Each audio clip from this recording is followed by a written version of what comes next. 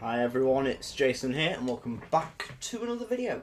Today, ladies and gentlemen, I have recently had a bit of a brainworm in my head. 1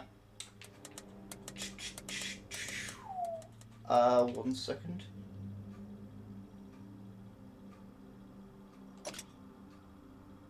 Download in progress, of course it is. I'll just go on to the topic. I've had a bit of a brainworm in my head, and that brainworm goes a little bit like this. Wander over yonder, wander over yonder, wander, wander, wander, wander over yonder, wander over yonder. Damn is one of the most catchy Disney songs ever. I don't care what people say. It's nearly as bad as Try Everything in terms of catchiness, but it works as a song at least. Today we'll be talking about, in case you couldn't tell, Wander Over Yonder. My favourite episodes, and some facts about the show. First of all, and I thought I had to mention this, but apparently Craig McCracken, I think he's the executive producer of the show. Apparently he is married to the person responsible for My Little Pony. So, there you have it, people. There you have it. From what I know from watching Screw Attack's many My Little Pony death battles, there are some occasional fourth wall breaks and questionable physics. So I can see how it's kind of rubbed off into Wander Over Yonder. But I'm going to stop talking about My Little Pony for now. For now. Yeah, forever, hopefully. I'm not slagging off the show, nor am I slagging off anyone who enjoys that show. It's just not for me. Not for me personally. My thing with Wander Over Yonder is it's so damn colourful. Oh, I should have pressed A like a minute ago.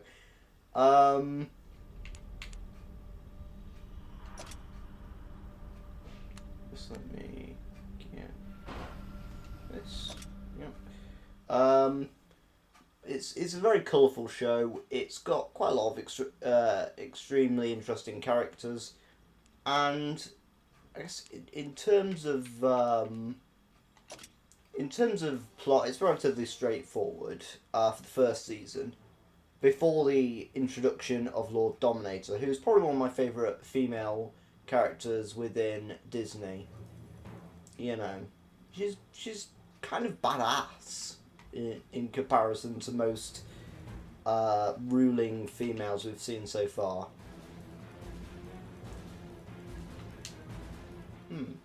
Tracker player will mobilise in. Seems legit. Anyways. Well, I'm off to drive a tank around. One particular episode I liked was the Sky Guy. It's got a lot of... I think it's got a sort of joke about religion in there. I see one. Oh. Not good. So sad. So sad. So sad. So sad. So sad. Just go shoot before. Pull it into the red zone. Boom! Vehicle eliminated. There we go. Another favourite episode. No, I'll talk a bit about the Sky Guy. So the premise of the Sky Guy is Wanda and Sylvia are looking for methods to defeat Dominator. So they consult the Great Wizard Neckbeard, the all-powerful naysayer. More talk than he is real action. He's essentially one of those nerds you'd meet at the comic book store that seem to know everything about. That seem to know everything about a certain comic book, but don't know anything about any other comic books. I don't know if anyone gets that, but I do get that. Well, one guy who knows everything about FNAF, but has not looked at any conspiracies whatsoever in terms of Another kill for our team. Gravity Falls. I'm looking at you, Harry Carling. No, I don't mean to point out names. There's loads of Harry Carlings around, though, so yeah, probably no big issue. Anyways, on ooh,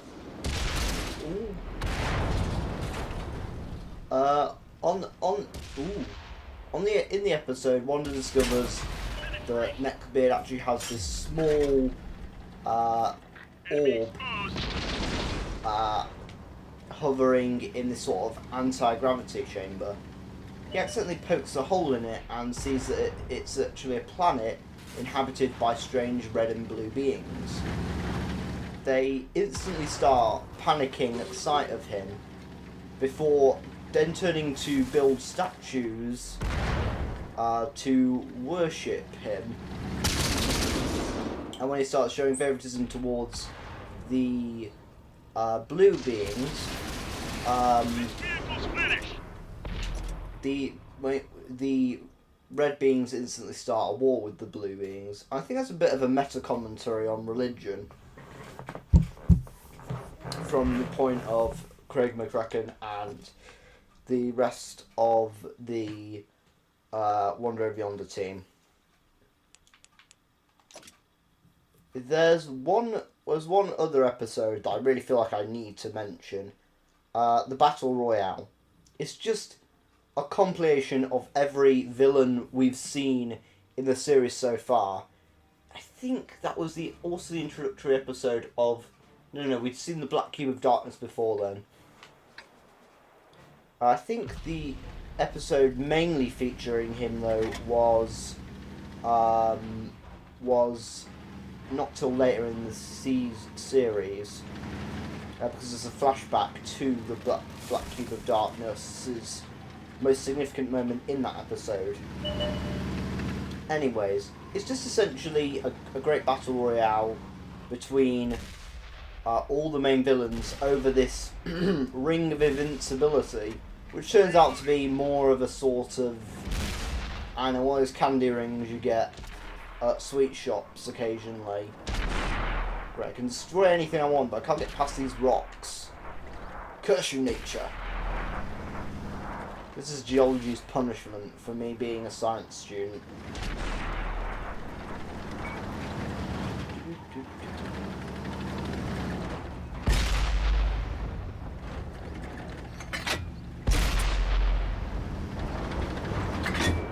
Loaded and ready. You're just seeing them. There we go. Well, so yeah. So, in all the midst of this, Wanda had actually intended to have the Ring of Invincibility placed at a certain point in order to attract Lord Dominator and Lord Hater. Lord Hater's like the main villain of the series. Quote, villain. He's easily one of the most, I don't know, pathetic villains in any Disney thing ever. I really can't understand. It's like a recurring joke how bad a villain he is.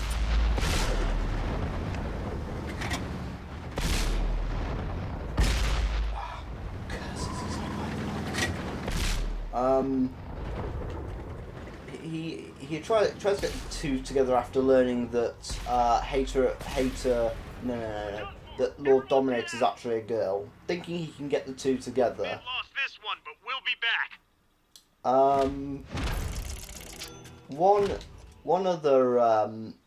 One other thing to note about the episode is just the hilarity of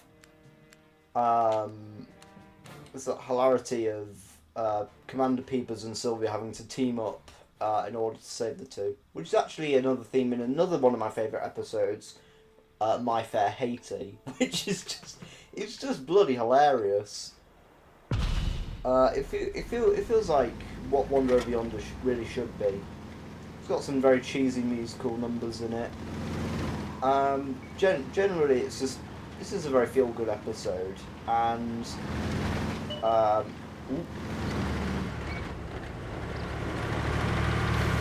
Hey, you see me here? I have right of way. Damn tanks. Anyways, We barely grazed him. We got him.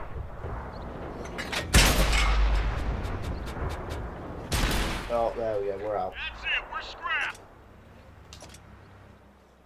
There we go.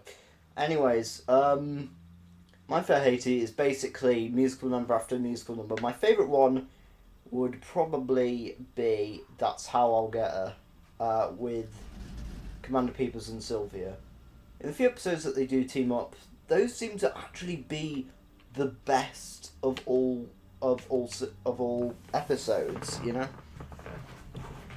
I can't think of many episodes of Wonder Over Yonder I like that don't have interactions between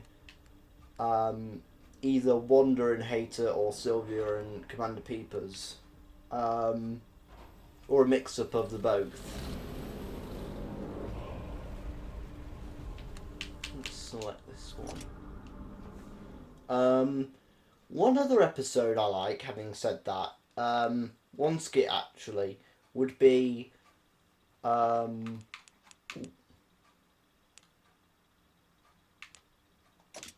there we go. Would be so I'm thinking I'm thinking what was the name? Oh yeah, the breakfast. Just the way the two perspectives are put side by side and how they correlate each other, it's just so brilliantly done. And I really have to give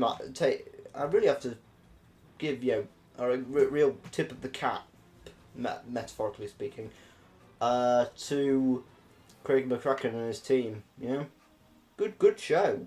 Good show. That was a very well done episode. One other episode, just one more, that I feel like I really enjoyed was the Heebie-Jeebies, and that just goes without saying for anyone who has ever seen the Heebie-Jeebies. It's kind of dark for Wonder Over Yonder. It's about a psychological state of fear. As someone who's read Stephen King before, when I go to watch cartoons, I don't usually expect to be thrilled psychologically and be like, oh yeah, so the real fear was that the real terror was like a mental thing, you know? That's some deep philosophy right there. Oh, someone stepped on a mine over there. We stepped on it now, aren't we? Okay. Just provide some support fire. I'm not gonna get too involved with the situation right now. We're just gonna carefully.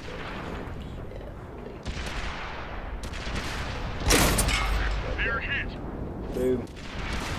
Loaded and ready. Done.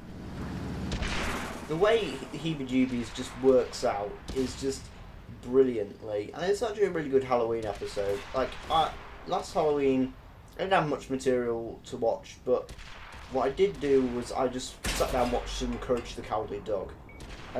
Courage the Cowardly Dog honestly deserves its own mini podcast, because I could not find time to talk about it in this one.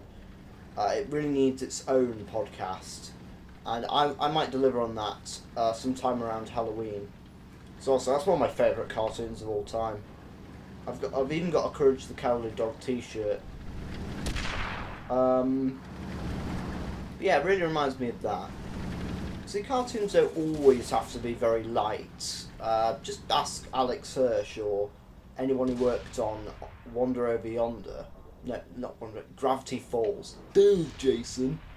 Duh. You're losing the plot. You're losing the plot. Yeah, Gravity Falls is a particularly dark cartoon sometimes. I've done a podcast about that already. What makes this episode of Wonder Over Yonder so interesting is because Wonder Over Yonder doesn't tend to be that deep. It's usually about puddle depth in terms of philosophy, but occasionally, and as I've said as I've inferred before, it can be very deep and meaningful.